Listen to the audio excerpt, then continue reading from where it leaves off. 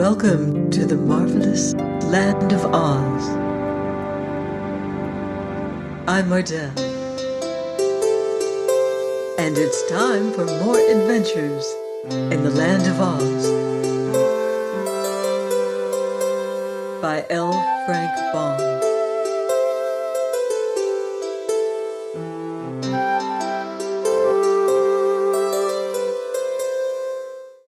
Chapter 3. The Flight of the Fugitives. Tip reflected. "It's a hard thing to be a marble statue," he thought rebelliously, "and I'm not going to stand it.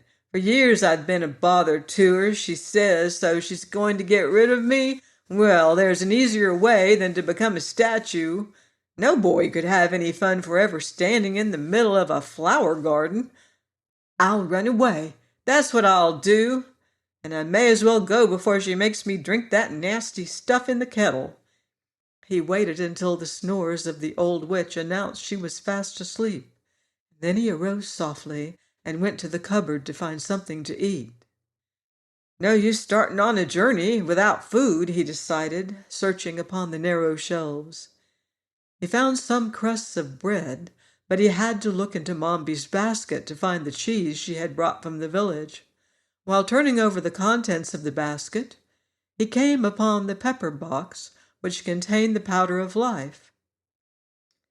"I may as well take this with me," he thought, "or Mombi'll be using it to make more mischief with." So he put the box in his pocket together with the bread and cheese. Then he cautiously left the house and latched the door behind him. Outside, both moon and stars shone brightly, and the night seemed peaceful and inviting after the close and ill-smelling kitchen. "I'll be glad to get away," said Tip softly, "for I never did like that old woman. I wonder how I ever came to live with her." He was walking slowly toward the road when a thought made him pause. "I don't like to leave Jack Pumpkinhead to the tender mercies of old Mombi," he muttered. "And Jack belongs to me, for I made him, even if the old witch did bring him to life." He retraced his steps to the cow stable and opened the door of the stall where the pumpkin-headed man had been left. Jack was standing in the middle of the stall, and by the moonlight Tip could see he was smiling just as jovially as ever. "Come on," said the boy, beckoning. "Where to?" asked Jack. "You'll know as soon as I do," answered Tip, smiling sympathetically into the pumpkin face. "All we've got to do now is to tramp." "Very well," returned Jack, and walked awkwardly out of the stable and into the moonlight. Tip turned toward the road, and the man followed him. Jack walked with a sort of limp, and occasionally one of the joints of his legs would turn backward instead of frontwise, almost causing him to tumble. But the Pumpkinhead was quick to notice this, and began to take more pains to step carefully, so that he met with few accidents. Tip led him along the path without stopping an instant. They could not go very fast, but they walked steadily, and by the time the moon sank away and the sun peeped over the hills, they had traveled so great a distance that the boy had no reason to fear pursuit from the old witch. Moreover, he had turned first into one path and then into another, so that should anyone follow them, it would prove very difficult to guess which way they had gone or where to seek them. Fairly satisfied that he had escaped, for a time at least, being turned into a marble statue, the boy stopped his companion and seated himself upon a rock by the roadside. "Let's have some breakfast," he said. Jack Pumpkinhead watched Tip curiously, but refused to join in the repast. "I don't seem to be made the same way you are," he said. "I know you're not," returned Tip, "for I made you." "Oh, did you?" asked Jack. "Certainly, and put you together, and carved your eyes and nose and ears and mouth," said Tip proudly, "and dressed you." Jack looked at his body and limbs critically. "It strikes me You made a very good job of it, he remarked. Just so, replied Tip modestly, for he began to see certain defects in the construction of his man.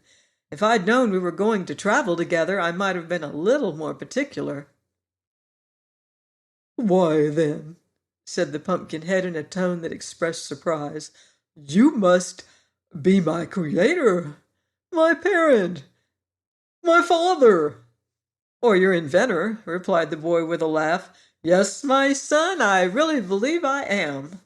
Then I owe you obedience, continued the man, and you owe me support.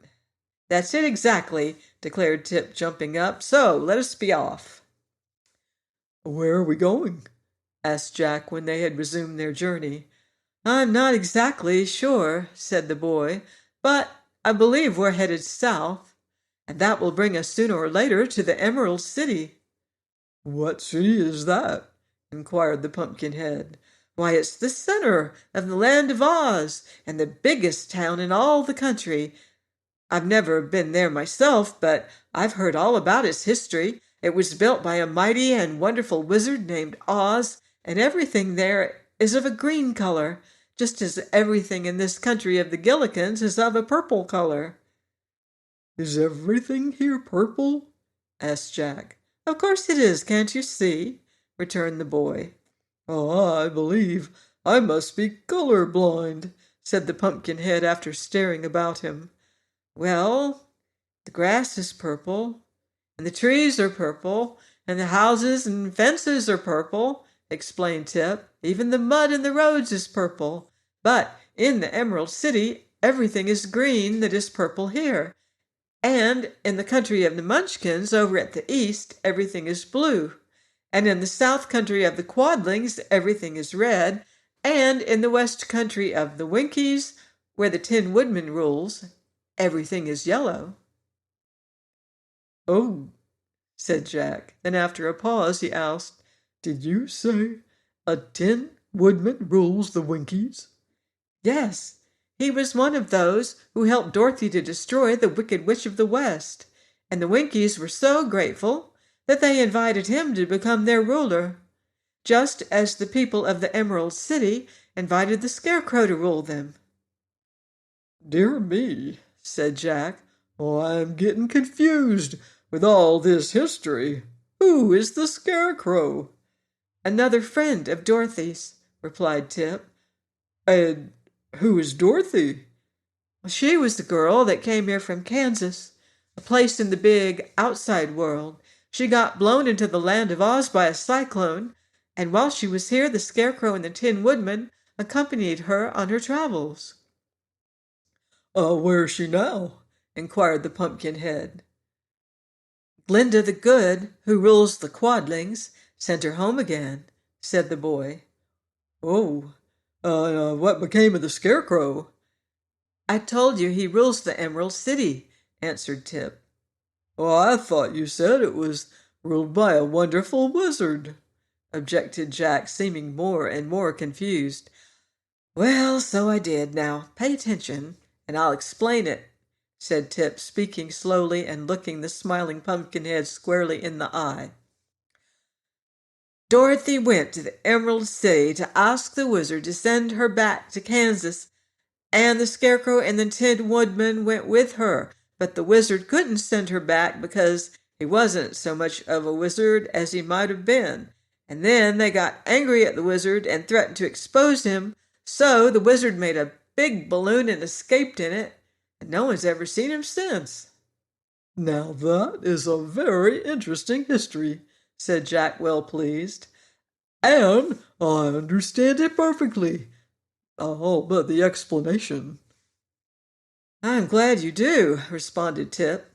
After the wizard was gone, the people of the Emerald City made His Majesty the Scarecrow their king, and I have heard that he became a very popular ruler. Are we going to see this queer king? Asked Jack with interest. I think we may as well, replied the boy, unless you have something better to do. Oh, no, dear father, said the Pumpkinhead. I'm quite willing to go wherever you please. Well, it looks like we're headed to the Emerald City. Please join me next week for more magical adventure on the marvelous land of Oz. Goodbye for now. See you in Oz.